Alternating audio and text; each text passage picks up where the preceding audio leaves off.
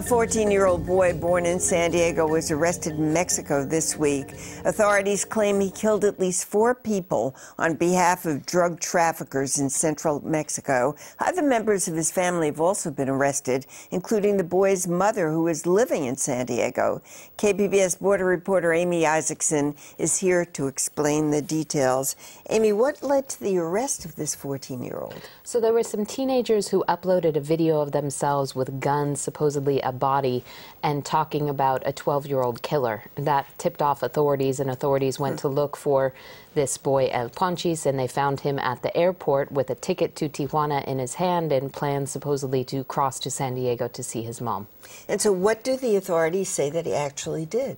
He actually told cameras, because the Army took him in front of cameras, that he participated in 4 executions, decapitations, that he had been kidnapped by the cartel when he was 11 and drugged and forced into servitude. Well, we've heard of child soldiers being forced to fight in places like Sierra Leone and Myanmar, but does the same thing seem to be happening here?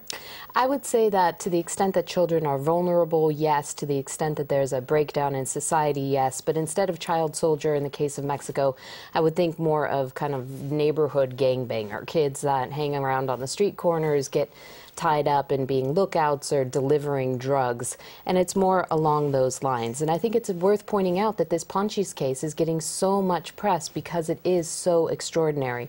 So it's not like in Sierra Leone or Myanmar where there are tens of thousands of child soldiers. This is one case where there was a kid who was a killer. Now, it is a problem that drug cartels are recruiting younger and younger children. A federal deputy or federal congressman from Tijuana estimated about 50,000, but again, low-level lookouts, etc. All right, so you call him Ponchis, that's his nickname. His name is Edgar Jimenez Lugo, right? Correct. And what has he said about his connection to the cartel? I mean, basically, has he said, I've done it? He said that to the cameras. Right. He said that he had done it, but again, you know, it's a kid talking in front of cameras, and who knows what kind of pressures he was under, and that's going to be investigated. All right, well, does the U.S. government have a responsibility to him? He's out of the country and he's being detained. What's the responsibility here? Sure. Anytime a U.S. citizen is detained in foreign custody, the U.S. government has consulates and embassies, and they send people to go and meet with the person. And in this case, they have done that earlier this week. Do we have any sense of the kind of sentence he would receive?